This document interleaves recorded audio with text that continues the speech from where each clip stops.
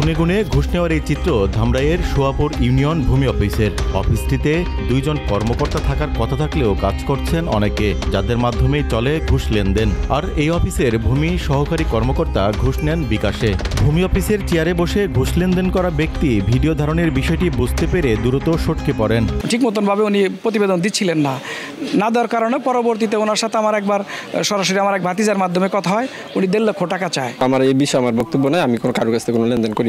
Dhamrai sub registrar অফিসের office সহকারী আব্দুর রহমানের অর্থ লেনদেনের এই ভিডিও এখন সোশ্যাল মিডিয়ায় ভাইরাল। ভিডিও ভাইরালের পর অফিসেও অনিয়মিত তিনি। আশুলিয়া এসিল্যান্ড অফিসের ওয়েটিং রুমে বসে কাঁদছেন 50 ঊর্ধ্ব এক নারী। জালিয়াতির মাধ্যমে পাশের জমির মালিক খারিজ করে নিয়ে গেছেন তার জমির একাংশ। হারানো জমি ফিরে পেতে মিসকেস করে আদেশের অপেক্ষায় ঘুরছেন প্রায় 2 বছর।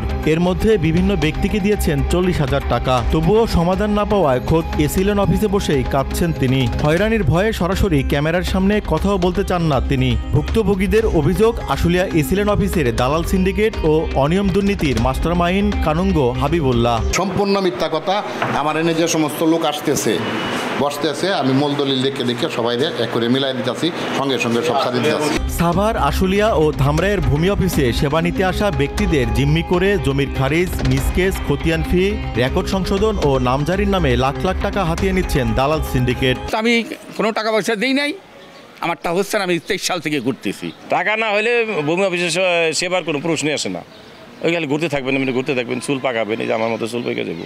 আমি দালাল ধরি না, এটা আমার ব্যর্থ বলতে পারেন। সাভার সচেতন নাগরিক কমিটির প্রতিনিধিরা বলছেন, সুনির্দিষ্টভাবে ভূমি খাতের দুর্নীতিবাজদের সম্পদ সরকারি কোষাগারে আনার পাশাপাশি শাস্তির ব্যবস্থা করা গেলে দুর্নীতি প্রতিরোধ করা সম্ভব। ভূমিতে যারা দুর্নীতি করে এরা সুনির্দিষ্টভাবে ধরে এদের সম্পদ যেগুলো করেছে এটা সরকারের কোষাগারে যদি আনা যায় আর তাদের যে শাস্তির ব্যবস্থা করা যায়, তাহলে ভূমিতে দুর্নীতি বহুলাংশে কমে যাবে। ভূমি খাতে সেবা প্রত্যাশীদের হয়রানি ও দুর্নীতি বন্ধে দুদককে জোরালো পদক্ষেপ নেওয়ার দাবি সচেতন মহলের।